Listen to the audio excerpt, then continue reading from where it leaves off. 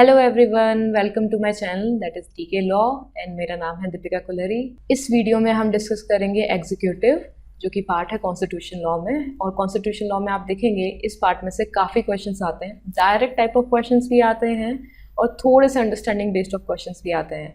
आपके UGC net examination में या फिर आपके क्लैट पीजी एग्जामिनेशन में या फिर आपके जुडिशरी में भी आप देखेंगे इस टॉपिक में से डायरेक्ट क्वेश्चन आते हैं।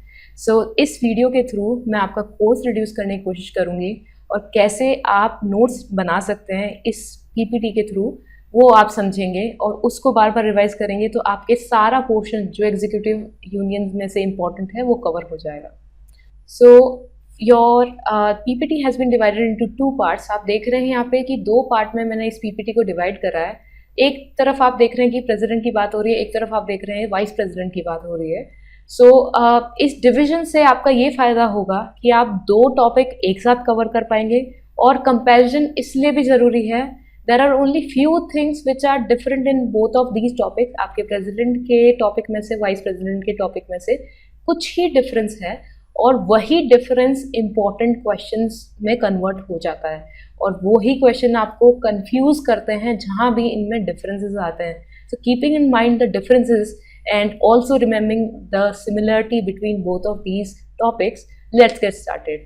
So basic article आपका 1 है 52, जिसमें फर्स्ट में ये लिखा हुआ है कि there shall be a president. It's a very simple article. Same चीज़ आप वाइस प्रेसिडेंट की तरफ जाएंगे तो आर्टिकल 63 में देखेंगे।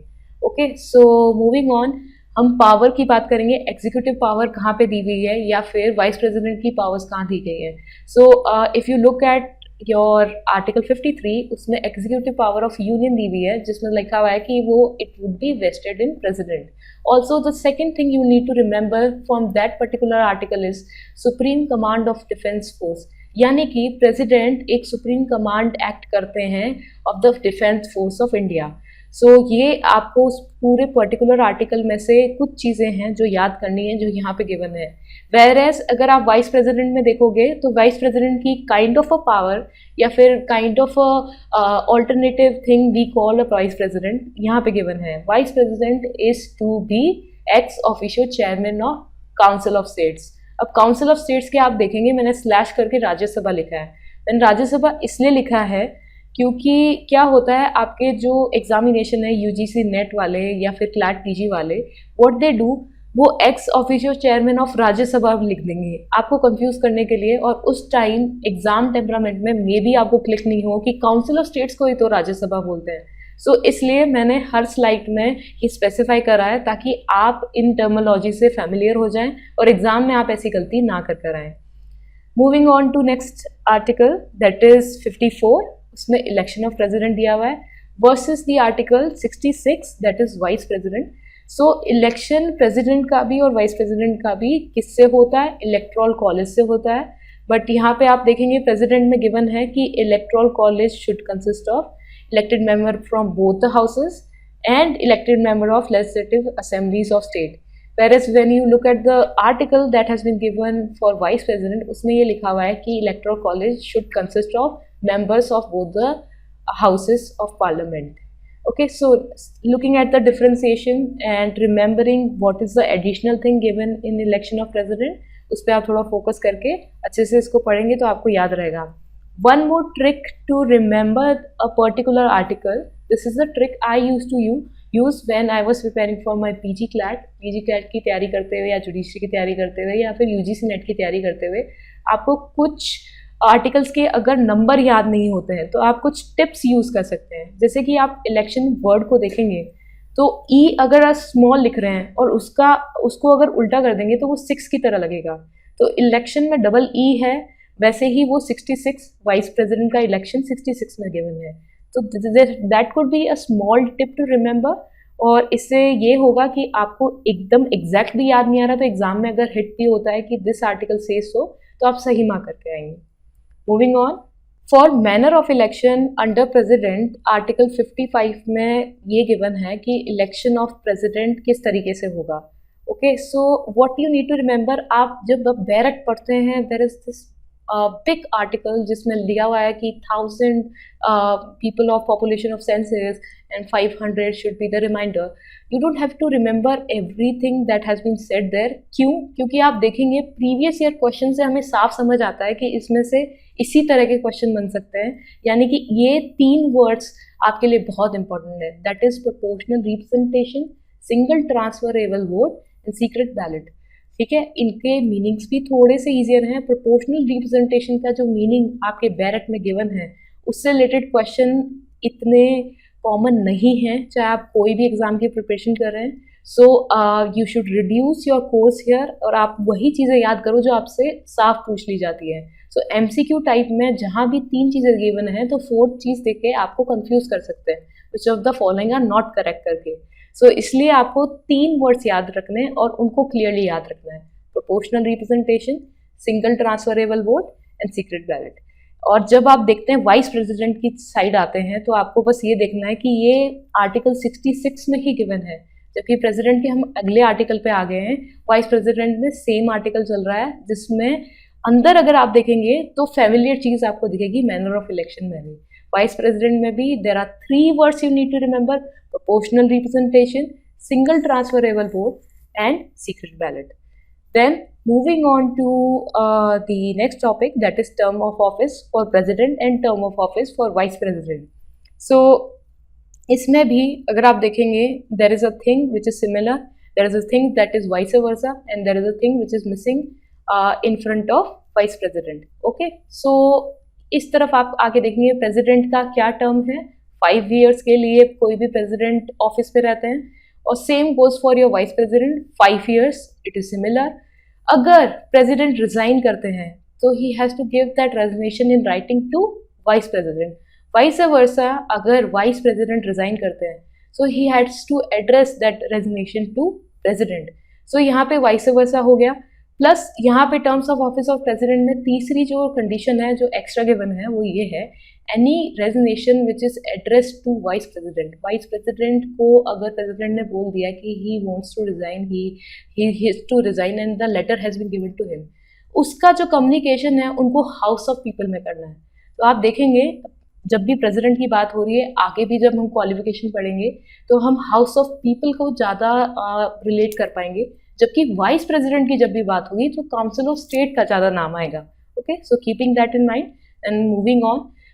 Eligibility of re election, president re elect हो सकते हैं, that has been given under article 57. That is it from this article and moving on. So qualification for election for president and vice president क्या है? सो यहाँ भी आप कुछ similarities देखेंगे और कुछ डिफरेंसेस देखेंगे. सो सिमिलरिटी क्या है? Both should be citizen of India. ये आप देखेंगे कि यहाँ भी गिवन है प्रेसिडेंट के अंदर, एंड ये आप देखेंगे कि वाइस प्रेसिडेंट के क्वालिफिकेशंस में भी गिवन है. आर्टिकल यहाँ पे चेंज हो गया है, 58 पे हम आ गए हैं, बट अगेन वाइस प्रेसिडेंट के 2 आर्टिकल जो सबसे ज़्यादा इंपॉर्टेंट हैं इस टॉपिक के under, that is your article 66 and 67. क्योंकि जितनी भी चीज़ें अलग अलग रूप में प्रेसिडेंट के सेक्शन या आर्टिकल्स में से गिवन है, उतनी चीज़ें वाइस प्रेसिडेंट के आर्टिकल्स में आप नहीं देखेंगे. 66 या 67 में ही उनने सारी चीज़ें दे दी हैं. Okay, so looking at again the similarity, they both have to be citizen. Second of all, they should complete the age of 35. यानी 35 प्लस अगर कोई भी है, अगर आप हैं, मैं हूँ, 35 प्लस है, so we are eligible to be president as well as we are eligible to be vice president. But what is the third condition that should be there? और अगर किसी को भी प्रेसिडेंट बनना है, he should be qualified for the election as a member of House of People. मैंने आपको अभी बोला था, आप जब जब प्रेसिडेंट का नाम देखेंगे तो ये चीज़ आपको दिमाग में रखनी है एग्जाम पॉइंट ऑफ टाइम में भी. अगर आपके ऑप्शन में आपको हाउस ऑफ पीपल दिख रहा है और प्रेसिडेंट दिख रहा है तो that is the correct answer. Whereas council of state जब भी आएगा, यानी कि राज्यसभा की जब भी बात होगी, तो you have to keep in mind कि यहाँ पे बात हो रही है वाइस प्रेसिडेंट की, प्रेसिडेंट की बात नहीं हो रही है. Okay, so remember that. End of course the differentiation कि यहाँ पे फिर से एक सिमिलरिटी का पॉइंट आता है. Anybody who is president or anybody who is vice president, they can't hold office of profit. They can't have a business of a personal business and like money flowing into it. They have to lead that office and to be elected as president and vice president. Moving on, 59 article में दिया हुआ है condition of presidents office, और जैसा कि मैंने आपको बोला था कि वाइस प्रेसिडेंट की सारी चीज़ें आप देखेंगे आर्टिकल 66 या 67 में most of the stuff include किया गया है। तो ये दो आर्टिकल ज़्यादा इंपॉर्टेंट हो जाते हैं वाइस प्रेसिडेंट के लिए, टॉपिक के लिए। Okay, so the condition of president office talks about कि अगर प्रेसिडेंट किसी भी हाउस के हाउस ऑफ पार्लियामेंट के मेंबर रह चुके हैं या फिर लेजिस्लेचर ऑफ स्टेट के मेंबर रह चुके हैं या फिर मेंबर हैं, so before entering into office he has to vacate that seat, and same goes for vice president as well. If he is qualified to be a member and he is a member of house of parliament or any house of legislature of any state, he has to vacate that seat in order to continue as vice president. Okay, so moving on, आप देखेंगे कि एक और point जो article 59 में mention है, that talks about allowance and privilege and salary of president. So जितने भी ऑफिसर्स हैं, गवर्नमेंट ऑफिसर्स हैं या फिर प्रेसिडेंट, वाइस प्रेसिडेंट, योर जजेस, your minister, your council of minister, सबकी जो अलाउंस, सैलरी, ये सब किसमें गिवन है? Second schedule. Another way to remember second schedule would be कि S for salary and S for second schedule. So that could be a tip to remember it. Moving on, हम बात करेंगे आगे वाले आर्टिकल की, जो कि है आर्टिकल 60, एंड आप 60 में भी नोटिस करेंगे कि 60 is 60 and 0 looks like an O and O for oath. So that could be your tip to remember this particular article. सो इसमें 60 में गिवन है oath of president. When president becomes a president, so office में enter करने से पहले उनको oath लेनी पड़ती है, एक शपथ लेनी पड़ती है, और जिसमें क्या रहता है कि the person who is giving you this oath, in case of president it is Chief Justice of India, and in case of vice president the oath has to be in presence of president. So आप देखोगे कि अभी तक हमारा discussion हो रहा था कि रिजाइन करना है तो प्रेसिडेंट वाइस प्रेसिडेंट को करेंगे और वाइस प्रेसिडेंट प्रेसिडेंट को रिजाइन करेंगे, वेयर एज हम ओथ की बात कर रहे हैं तो इसमें एक डिफरेंस आ गया। तो यहाँ पे एक ट्रिकी क्वेश्चन आराम से बन सकता है, और यूजीसी नेट में ऐसे क्वेश्चन बहुत फेमस हैं, आपको कंफ्यूज करने के लिए आएंगे और आप भूल ही जाते हो कि वाइस वर्सा नहीं है। तो comparison helps, that's why I have compared these two topics, और इससे आपको याद करने में भी ईजी रहेगा। तो जब भी ओथ की बात हो रही है प्रेसिडेंट की, तो it should be in presence of chief justice of India, whereas if oath की बात हो रही है वाइस प्रेसिडेंट की, that has to be done before president. Okay, so 60 एंड 69 हमने कर लिया। Let's move on. So it's a very important topic in terms of कि अगर आप प्रेसिडेंट ऑफ इंडिया की बात करेंगे, इसका बहुत इंपॉर्टेंट टॉपिक है इम्पीचमेंट। इम्पीचमेंट का मतलब ये होता है एक तरीके से रिमूव करने का एक प्रोसीजर, जबकि आप वाइस प्रेसिडेंट में देखेंगे इम्पीचमेंट वर्ड यूज़ नहीं हुआ है, रिमूवेबल यूज हुआ है, रिमूव्ड यूज हुआ है। ओके, सो वाइस प्रेसिडेंट को रिमूव करते हैं, वेयर एज प्रेसिडेंट को, और जैसे आप सुप्रीम कोर्ट के जजेस को देखेंगे, उनका इम्पीचमेंट होता है। सो इम्पीचमेंट इज अ प्रोसेस, और यहाँ पे हम समझेंगे अच्छे से कि ये प्रोसेस में होता क्या है।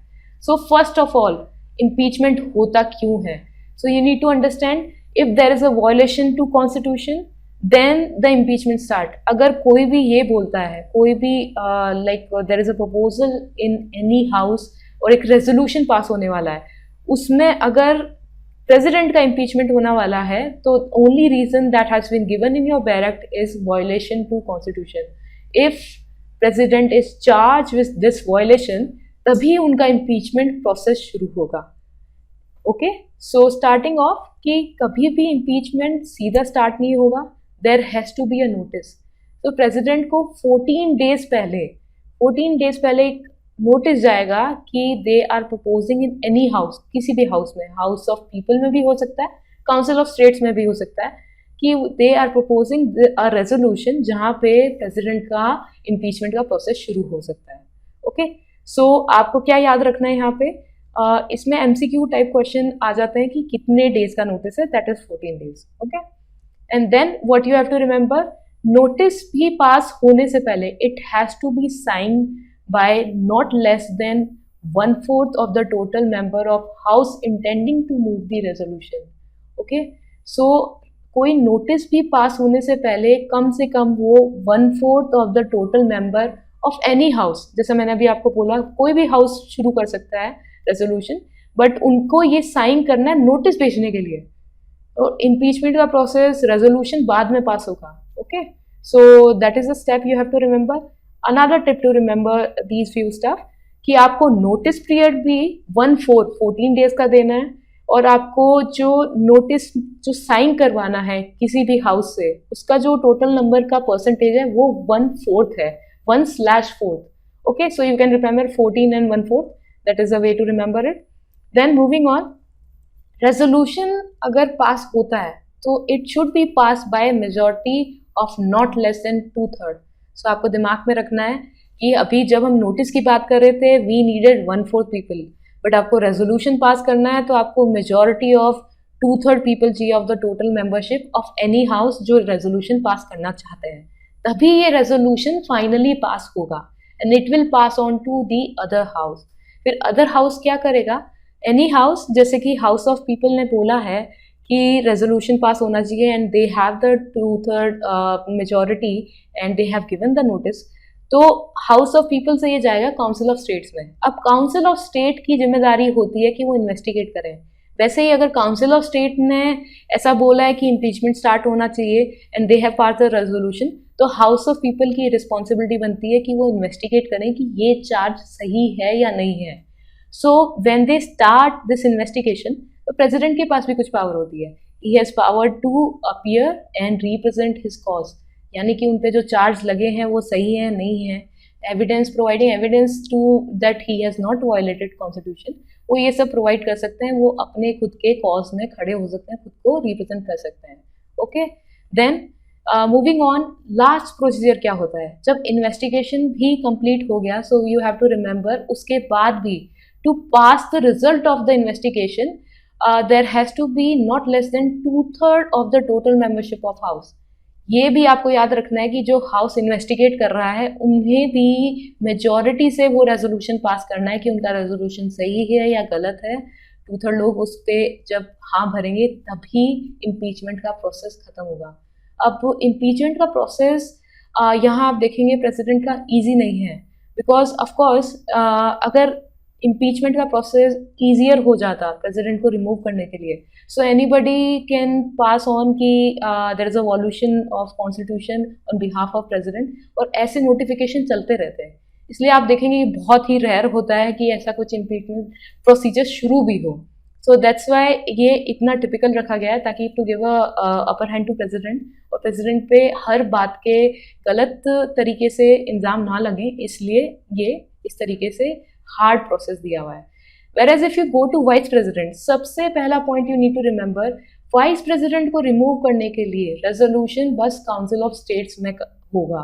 काउंसिल ऑफ स्टेट्स को हम शुरुआत से वाइस प्रेसिडेंट से रिलेट कर रहे हैं, so you have to remember qualification भी वाइस प्रेसिडेंट की वहीं से आ रही थी कि if he is qualified to be member of council of state then ही वो बन सकते हैं vice president. Then again council of state की बात हो रही है कि रिमूव करना है तो पहला रेजोल्यूशन काउंसिल ऑफ स्टेट में पास होगा। और हाउस ऑफ पीपल की क्या जिम्मेदारी यहाँ रहेगी कि मेजॉरिटी से काउंसिल ऑफ स्टेट ने पास कर दिया, they have to agree on it. Majority से वो अगर एग्री करेंगे तभी ये रेजोल्यूशन माना जाएगा। ओके, सो ये चीज़ थी difference. And now the similarity if we see कि प्रेसिडेंट में और वाइस प्रेसिडेंट में क्या सिमिलरिटी है। सो यहाँ पे भी 14 डेज का नोटिस था और यहाँ पे भी 14 डेज का नोटिस पहले दिया जाएगा वाइस प्रेसिडेंट को, और तभी उनका रिमूवेबल प्रोसेस शुरू होगा, not otherwise. So let's move on. Then there are few articles at the end of the executive जिसमें से कुछ इंपॉर्टेंट टॉपिक्स कवर होते हैं, और आपको सब चीज़ें पढ़ने की ज़रूरत नहीं है, but you should remember the pointers I am discussing here. So in article 71 where the matter of election of president and vice president is in dispute, then उसका जो decision है it should be only be given by Supreme Court, and Supreme Court जो भी decision देंगे कि आपको अगर कोई इंसान आके क्वेश्चन कर रहा है कि प्रेसिडेंट का इलेक्शन क्यों हुआ, वाइस प्रेसिडेंट का इलेक्शन क्यों हुआ, there is a dispute arising on behalf of anything, सो ऐसा कोई केस फाइल होता है तो सुप्रीम कोर्ट ही इस पे फाइनल डिसीजन लेंगे। ऐसा कोई नोटिस वो होता है, ऐसा कोई डिस्प्यूट होता है किसी भी तरीके का, तो supreme court is the authority to give the notice. Okay, so this is important in this particular article. In article 72 there is a power of president given, जिसमें ये दिया हुआ है कि president के पास power रहती है to grant pardon, and what he can do, he can suspend, remove, commute any sentence. Okay, so इस particular article में 3 चीज़ें आपको दिमाग में रखनी है कि एक तो सबसे पहला पॉइंट आपको ये समझना है कि यहाँ पे एक प्रेसिडेंट की ऐसी की पावर की बात हो रही है जिसमें वो पार्डन दे सकते हैं किसी भी क्रिमिनल को, कोई भी चार्जेस को रिड्यूस कर सकते हैं, कोई भी सेंटेंस को रिड्यूस कर सकते हैं। और the 3 big things that has been given in this particular article is, first of all, ऐसा कोई पनिशमेंट है या ऐसा कोई सेंटेंस है जो कोर्ट मार्शल ने करा है, जो कि आर्मी में चलता है कि कोर्ट मार्शल कुछ सेंटेंस फाइल पास कर देते हैं, तो उस पे जो से है वो पार्डन का हमेशा प्रेसिडेंट के पास ही रहेगा। Then secondly, wherever the executive power of union extend, यानी एग्जीक्यूटिव हेड कौन है, president, therefore executive power union की जिस भी एक्सटेंशन तक है उसमें कोई भी लॉ से रिलेटेड मैटर में पनिशमेंट और सेंटेंस किसी भी तरह का ऑफेंस अगर है तो प्रेसिडेंट के पास पावर है उसको रिड्यूस करने की, उसको हटाने की, बिल्कुल सस्पेंड करने की। Okay, and third thing you have to remember, ऐसा कोई भी केस है कि आप सुनेंगे कि जब भी डेथ सेंटेंस पास होता है तो क्रिमिनल कोशिश करते हैं प्रेसिडेंट तक पहुंचने की, बिकॉज दे ऑल नो कि प्रेसिडेंट के पास ये स्पेशल पावर है to grant pardon. Okay, so this third point you have to remember कि जहाँ भी सेंटेंस डेथ का है वहाँ पे भी प्रेसिडेंट के पास पार्डन की पावर है, वो उसको सस्पेंड कर सकते हैं, उसको रिड्यूस कर सकते हैं और उसको चेंज कर सकते हैं। Then is your article 74 which is in important, तो उसमें दिया हुआ है council of minister to aid and advise president. So इस पर्टिकुलर आर्टिकल में क्या चीज़ें आपको याद करनी है, सबसे पहले ये आर्टिकल इसलिए इम्पॉर्टेंट है क्योंकि ये रियल टेस्ट करता है कि हमारा एग्जीक्यूटिव हेड रियल में प्राइम मिनिस्टर है ना कि प्रेसिडेंट। वाई? क्योंकि इसमें दिया हुआ है कि काउंसिल ऑफ मिनिस्टर होगी और पीएम उनके हेड होंगे, एंड उनका क्या टास्क होगा, उनका टास्क देखने में आपको लग रहा है एड एंड एडवाइस करना प्रेसिडेंट को, बट आप जब प्रोवाइजो क्लॉज में देखेंगे इसमें साफ साफ दिया हुआ है कि काउंसिल ऑफ मिनिस्टर को अगर प्रेसिडेंट ने कोई भी एडवाइस के लिए बोल दिया कि you have to reconsider it, मुझे ये एडवाइस सही नहीं लग रही है, आप इसको फिर से रिकंसिडर कीजिए, इसको चेंज कीजिए, तो प्रेसिडेंट के पास अगर वापस वो चीज़ रिकंसिडरेशन होके भी चेंज होके नहीं आई, प्रेसिडेंट के फेवर में नहीं आई, so president has to pass it, मतलब उनको वो एडवाइस माननी ही पड़ेगी। देयरफॉर यहाँ पे प्रेसिडेंट की पावर थोड़ी कम हो जाती है और प्राइम मिनिस्टर की पावर एक्सट्रीमली बढ़ जाती है। That's why we say prime minister is the real head in India, not the president. So यहाँ पे उनको उनकी बात प्रेसिडेंट को प्राइम मिनिस्टर की बात माननी ही पड़ेगी। ऑल्सो एनी एडवाइस जो मिनिस्टर्स ने दी है प्रेसिडेंट को और जो पीएम ने दी है प्रेसिडेंट को, that can not B enquire into any court. तो यहाँ पे किसी कोर्ट में भी क्वेश्चन नहीं किया जाता कि ऐसी एडवाइस की क्यों है and why did the president act on it, वो कभी भी क्वेश्चन नहीं होगा कोर्ट में। Then moving on to our last article which is important in this particular topic, that is article 75। तो 75 जो आर्टिकल है काफ़ी स्टूडेंट्स अवॉइड करते हैं, पढ़ना भूल जाते हैं क्योंकि वो मे बी इसकी हेडिंग देखते हैं other provision as to ministers. UGC NET में इसमें डायरेक्ट क्वेश्चंस आए हैं और जो डायरेक्ट क्वेश्चंस आए हैं वो किस पर्टिकुलर पार्ट से आए हैं, लेट्स डिस्कस दैट। सो इस पर्टिकुलर आर्टिकल में, आर्टिकल 75 में, क्योंकि हम पहले वाले आर्टिकल में बात कर रहे थे काउंसिल ऑफ मिनिस्टर की, तो उससे ही रिलेटेड कंटिन्यू बात हो रही है। सो प्राइम मिनिस्टर के बारे में लिखा हुआ है कि prime minister shall be appointed by president and other minister shall be appointed by president on advice of prime minister. यानी आप देखिए prime minister he council of minister बना रहे हैं, बट यहाँ पे लिखा हुआ है कि पीएम को सिलेक्ट अपॉइंट तो प्रेसिडेंट ने ही करा है और प्रेसिडेंट ने ही काउंसिल ऑफ मिनिस्टर को एक तरीके से इलेक्ट करा है, बट एडवाइस चाहिए प्राइम मिनिस्टर की। तो आपने भी पहले वाले आर्टिकल में देखा था the kind of advice president like ignore नहीं कर सकते, वैसी एडवाइस पास होती है काउंसिल ऑफ मिनिस्टर या पीएम से। So who has the real power, that is up to you to decide. Then फिर नेक्स्ट चीज़ आप देखेंगे वन सब क्लॉज एम है, क्या गिवन है इसमें? बेसिकली जो याद रखने वाली चीज है वो ये है, council of minister shall not exceed 15% of the total member of house of people. ठीक है, सो हाउस ऑफ पीपल का आप नाम थोड़ा सुनेंगे जब भी आप काउंसिल ऑफ मिनिस्टर की बात करेंगे, लोकसभा का नाम आप सुनेंगे। सो यहाँ पे एक तरीके से मेंबरशिप का एक्सटेंशन दिया हुआ है कि कितना टोटल नंबर ऑफ मिनिस्टर्स हो सकते हैं। So anything which is like less than 15% is allowed. It should not exceed 15% of the total membership of House of People. That is what you have to remember. फिर next article में, next section में आप देखेंगे कि इसमें ये given है कि ऐसा कोई भी मेंबर हाउस ऑफ पार्लियामेंट में किसी भी हाउस में अगर है जो डिसक्वालिफाइड है by 10th schedule, 10th schedule है anti defection law, we will talk about that in another video. But then यहाँ पे आपको ये याद करना है कि कोई भी ऐसा मेंबर जिसको डिस्क्वालीफाई करा है 10th शेड्यूल से, he will also be disqualified to be appointed as minister, यानी वो काउंसिल ऑफ मिनिस्टर का भी पार्ट नहीं बन सकते हैं। This has been given here. Okay, then another thing to remember कि इसके 75 आर्टिकल के सब क्लॉज 2 में दिया हुआ है, all the ministers shall hold office during the pleasure of president. So that means the president is liable to appointment of all the ministers. फिर sub clause 3 में आप देखेंगे गिवन है, the council of ministers shall be collectively responsible for house of people. House of people का अभी थोड़ी देर पहले नाम आया था, अब हाउस ऑफ पीपल का फिर से नाम आया। सो ये जो लाइन है, council of ministers shall be collectively responsible, ऐसा सिमिलर क्वेश्चन आप देखेंगे यूजीसी नेट में आया था 1-2 साल पहले, एंड काउंसिल ऑफ मिनिस्टर को उनने चेंज कर दिया था, उनने हाउस ऑफ पीपल को काउंसिल ऑफ स्टेट्स कर दिया था टू कंफ्यूज यू गाइस। तो इस पर्टिकुलर सब सेक्शन को, सब आर्टिकल को आपको अच्छे से याद करना है। Okay, and then the remaining sub clause 4 में बेसिकली दिया हुआ है oath, and we have also discuss president की ओथ के बारे में हम बात कर रहे थे, वाइस प्रेसिडेंट की ओथ के बारे में बात कर रहे थे, अभी यहाँ पे हम मिनिस्टर्स की ओथ के बारे में बात कर रहे हैं। तो प्रेसिडेंट ओथ दिलाएंगे सारे मिनिस्टर्स को, और जो भी ओथ है, what kind of oath they are going to take, वो 3rd शेड्यूल में दी हुई है। वो हर डिवीजन की, प्रेसिडेंट की, वाइस प्रेसिडेंट की, सबकी 3rd शेड्यूल में ही गिवन है। Also you have to remember, any minister who is not the member of either house, किसी भी हाउस ऑफ पार्लियामेंट में कोई भी मिनिस्टर 6 कॉन्जिक्यूटिव मंथ से मेंबर नहीं है, तो he seize to be the member of minister, यानी वो काउंसिल ऑफ मिनिस्टर का पार्ट नहीं बन सकते हैं।